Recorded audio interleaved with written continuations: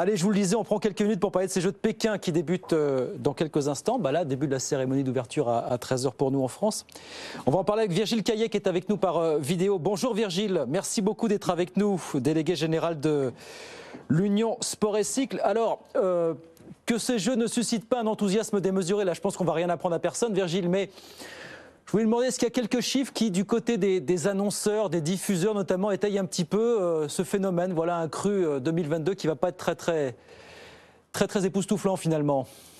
Oui, bonjour à tous. Alors, difficile de calquer l'intérêt populaire et l'intérêt médiatique des Jeux avec une réalité économique, puisque finalement le Comité international olympique vend des séries, vend des périodes, souvent des périodes de 4 ans ou de 8 ans.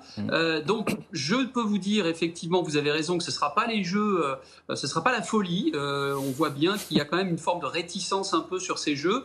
En revanche, économiquement, il n'y aura pas de sujet.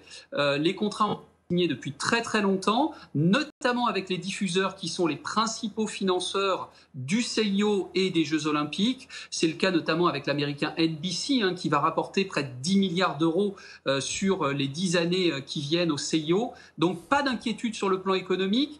Les sponsors, autant vous dire qu'il y avait une sorte d'enjeu un peu de patriotisme national à s'engager aux côtés du comité d'organisation.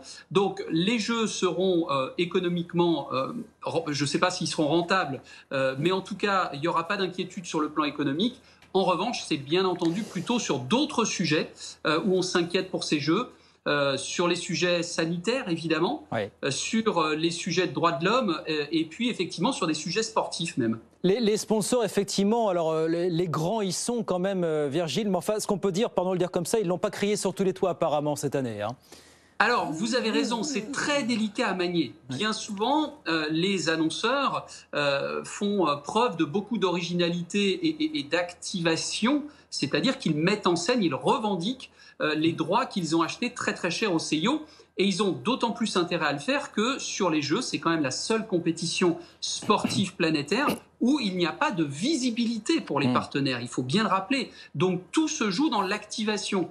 Mais là, on voit bien la problématique. On est sur un pays qui est quand même très controversé, donc difficile pour des grands annonceurs internationaux de venir revendiquer cette association avec un pays, la Chine, qui utilise le sport comme un outil de géopolitique, qui tente de s'acheter une virginité démocratique en s'associant aux valeurs de l'olympisme. La question aussi, vous avez commencé à y répondre, Virgile, mais je voulais insister quand même là-dessus. Est-ce que, Jeux Olympiques après Jeux Olympiques, est-ce que vous avez le sentiment que le format est toujours aussi bankable finalement? Voilà, on a l'idée de l'âge d'or des Jeux Olympiques dans les années 70-80. Est-ce que les audiences montrent, est-ce que les investissements montrent que les Jeux Olympiques sont toujours rentables?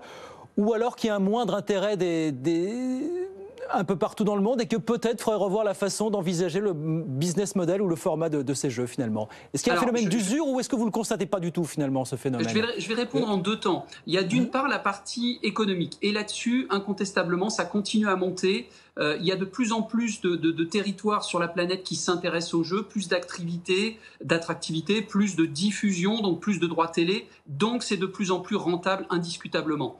La deuxième partie de la question, c'est est-ce que le modèle d'attribution doit être revu? Et je pense que Pékin a agi comme un détonateur pour le comité olympique. C'est à partir de l'attribution de Pékin en 2015, on remet dans le contexte, Pékin s'est retrouvé quasiment seul avec Almaty, la capitale du Kazakhstan, c'est-à-dire que toutes les autres villes candidates avaient abandonné parce que trop cher, parce que pas stable pour les populations. Et là, le CIO a été obligé de réagir. C'est là où il a écrit l'agenda 2020 et où on est parti sur une autre forme d'attribution, moins coûteuse, avec plus d'anticipation. Et c'est comme ça que Paris a pu obtenir les Jeux de 2024. On a déjà attribué ceux de 2028 à Los Angeles et on a déjà attribué ceux de 2032 à Brisbane en Australie. Donc vous le voyez, vraiment ça agit comme un détonateur. Pékin, c'était vraiment par défaut, il n'y avait pas d'autre solution, un arbitrage entre Pékin et Almaty.